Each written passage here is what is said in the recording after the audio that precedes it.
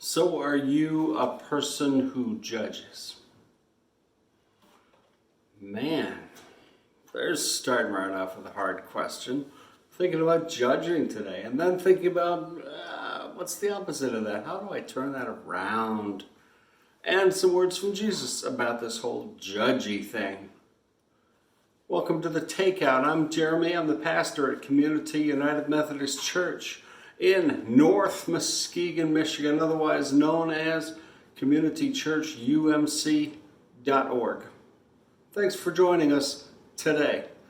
And lots of things about judgment. I mean, sometimes I think it's not entirely unfair for people to think about the Christian God as the inheritor of a lot of Old Testament language about judgment. And yet Jesus said, I didn't come to judge, didn't come to condemn. And even though that was clearly what a lot of people expected that someone kind of fulfilling his role would do. They thought, surely he's coming for that, to judge us all, to condemn us. He said, no, it's not my will, not God's will, that any should die. In other words, God's really on your side trying to work this out.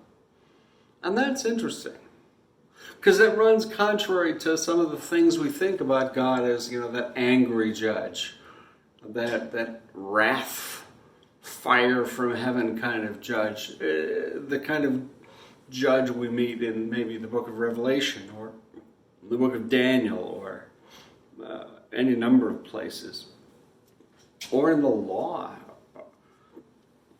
Genesis, Exodus, Leviticus, Numbers, Deuteronomy. We meet a pretty judgy God, a pretty jealous God. It says our God is a jealous God. But that is not the character of God that we're going to meet here in a little passage from the Gospel of Luke. The Gospel of Luke shares a lot of stuff with the Gospel of Matthew. Matthew's got a famous passage, it's 3 chapters long. It's called the Sermon on the Mount. If you want to go read that, it's Matthew chapters 5, 6, and 7. All in a row. Includes some sayings that are the blessed are you poor, all that stuff. And you've heard that it was said that this is a law, and I say to you, it's more like this. And the Lord's Prayer, and a whole bunch of other good stuff in those 3 chapters in Matthew. Luke has an equivalent that's a little smaller, shorter, say it at the same time. It doesn't work so good. And that's called the Sermon on the Plain, because it's not set up to be on a hill. It's set up to be instead in a flat place. Go figure. Anyway, he's an outdoor teacher, so he chooses outdoor spots to teach in. So, in chapter 6 of the Gospel of Luke, right here, verse 37. Do not judge. There it is. I could stop right there. I could just tell you, don't judge. And I'm thinking about all the times that I do. I'm thinking, man. I mean, because, implicitly I judge. I judge that slow checker at the store. I judge a website because it's clunky and old and doesn't look good. I judge another driver. Oh yeah, are they texting and driving? Are they just driving badly? I'm judging. And we do it all the time. And then we judge ourselves, right? We end up judging ourselves. How many people have said to me, oh, I'm so stupid. I'm useless. Oh, stop, please. Don't judge. And let that include yourself, would you? Get over it. Quit with the whole judge thing. So think about that. Jesus starts off this little saying with, don't judge. And then adds to it this, and you won't be judged. And I'm not sure that's always true. But if there is a world in which I can be not judged, it would have to start with me not judging. I mean, think of all the places we do judge. I mean, it's really easy to pick on social media and say, yeah, that seems to be a place where people judge. And we're not quite sure why. Is it because I feel a sense of power because here I am and people all over will listen to me, and they never listen to me otherwise, so I'll speak up now and give my judgment. And they'll realize that there's actually people behind those words that you're yelling at. Oh, it's so hard not to judge. And I judge those who judge, and da-da-da-da-da. But Jesus is kind of suggesting a whole different economy. Instead of, I'll judge you so that I can boost myself up, make myself feel better, make myself important. Instead of all of that, instead, I'll be kind. I'll be the opposite of judging. What's that? Accepting, welcoming. This is something our church tries to be. Not judging, but accepting, affirming. Yeah, I'd like to be that. I'd like us to keep working toward being that. I'd like us as individuals, I'd like us as a society to learn not to be judging, but instead to be the opposite of judging. But we all learned to judge. I mean, when? When our parents yelled at us? When we got grades at school. I mean, it's all about judgment, right? Every semester you get judged. It used to be a mid-semester grade that went home, and then there was an end of the semester grade that went home, and it was bad. For me, grades were kind of a trauma. It was a bad time. I didn't get good grades when I was young, because I was too busy staring out the window. I was not really focused on the stuff they were talking about. And maybe you probably know some people like this. You might be one of these people like me who just really needed ADD drugs back when I was 8, 9, 10, 11, 12, 13, 14, 15, 16. I needed them. 17, 18, 19, 20. But we had a world that was designed for judgment, because judgment is how we distinguish. And maybe you've already been thinking, yeah, but we have to distinguish. I have to decide, is this better or is that better? Isn't that judging? Well, let's be more clear. So Jesus goes on. He says, don't judge, so that you won't be judged. And then he says, don't condemn. What are the right words? Let me say the right words. And you won't be condemned. Now, let's just make it legal for a second. What a judge does is to say you're right or you're wrong. You're guilty or you're innocent.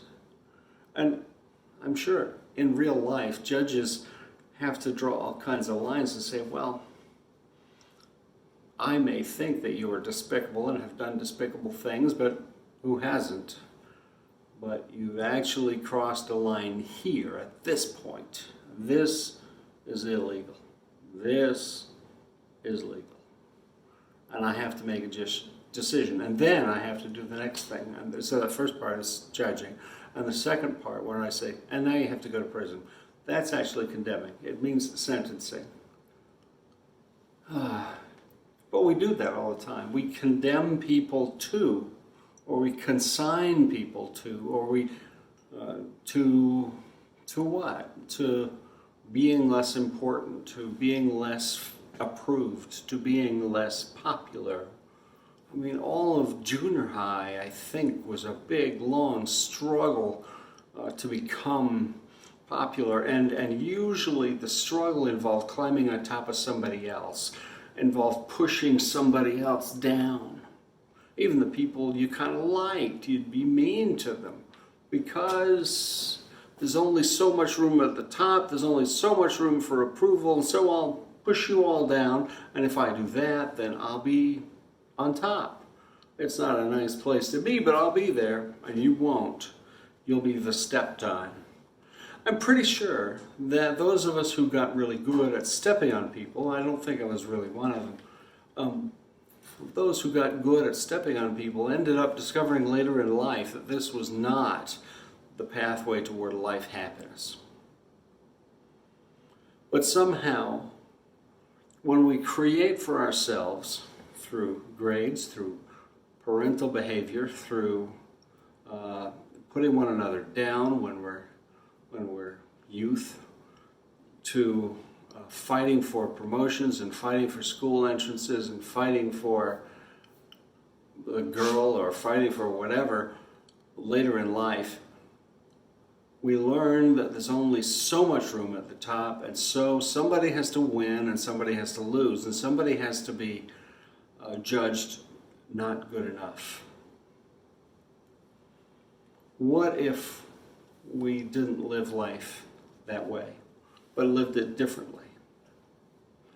How could we do that?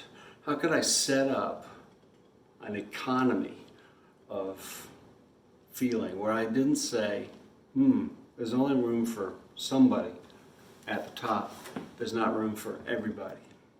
What if I instead said there is room for all people to be loved and all people to be affirmed, and all of you are created in the image of God, and if you are, then you have tremendous value and you matter.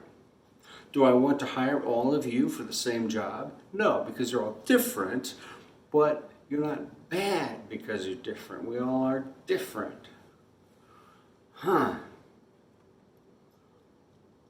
think we can get there, and I think that if we are going to get there, we complain about America, about how we have become so critical, have become so judgy, we've become this, we've become that.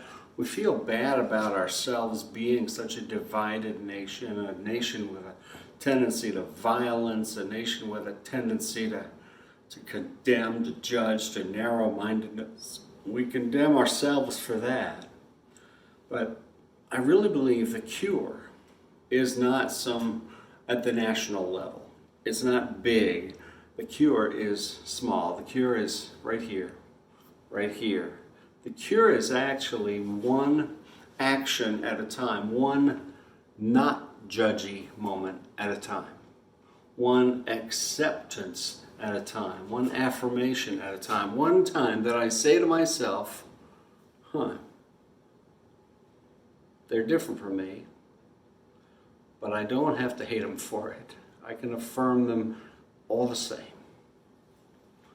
Judge not. I always remember the old translation because it's been around, it's in culture so much. Judge not lest ye be judged. And then don't condemn, and you won't be condemned. And then the third one, this is not a negative. It's not a don't, it's a do. Forgive. And again, we're in the courtroom, and we've got the opportunity. We so often put ourselves on the judge's bench in relation to other people. We so often pass judgment on people. We talk down about them. We talk down to them. We talk negative so regularly.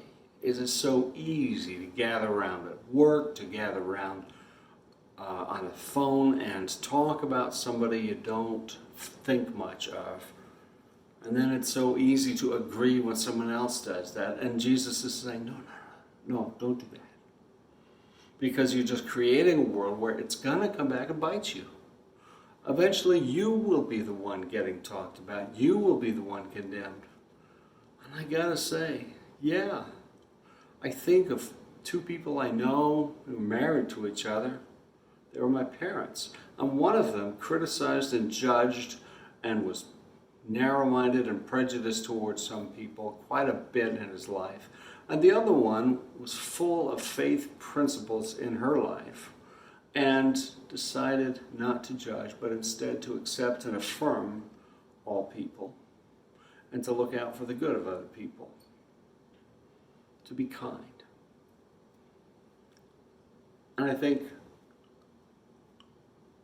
people didn't spend their time putting down my mom because she created a whole different world for them where they knew she was not going to be doing that about them.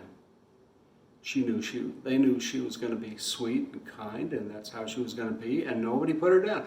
Do not judge, and you won't be judged. In the simple run of daily life in the world, this is actually the way it works.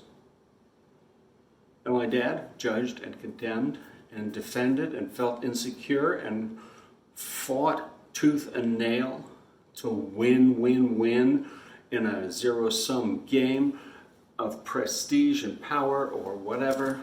And in the end, everyone condemns him. It's hard. He needed a change of heart and a change of mind. I think gradually, inch by inch, as he got older, he started to see kindness and gentleness was going to get me further. But he couldn't overcome the things he had grown up with. The anger,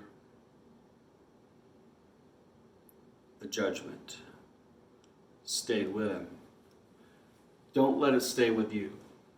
You can overcome it now, and the sooner you work on overcoming it, the sooner you will overcome it, and the more you will find that the whole world is a more gracious place. And then God does not want to condemn, but God works according to my economy and your economy. We choose. If you are judging all the time, you leave yourself open to say, go ahead, God, judge me. Judging is what I believe in. Judging is not what I believe in. Mercy is what I have to believe in, because I need mercy. So, the next one after judge and condemn was what? Forgive. Forgive one another. He says, forgive and you will be forgiven. Yes, it really works that way. And those who judge, those who just lash out in anger and hatred toward others, who hastily judge, who say mean words all the time, guess what? Nobody ends up loving them. Nobody ends up caring or liking them. It's not how it works. Forgiveness is the path to peace in your own life. It's amazing. And then finally, give.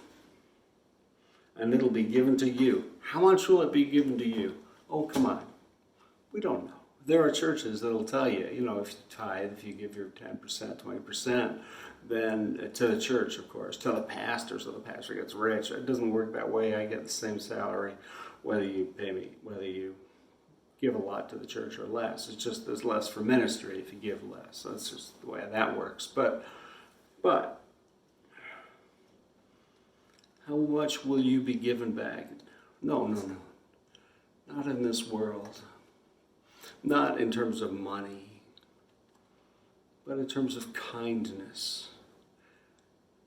God wants to give kindness to you, and that's a kindness that lasts forever. It is life that we can have.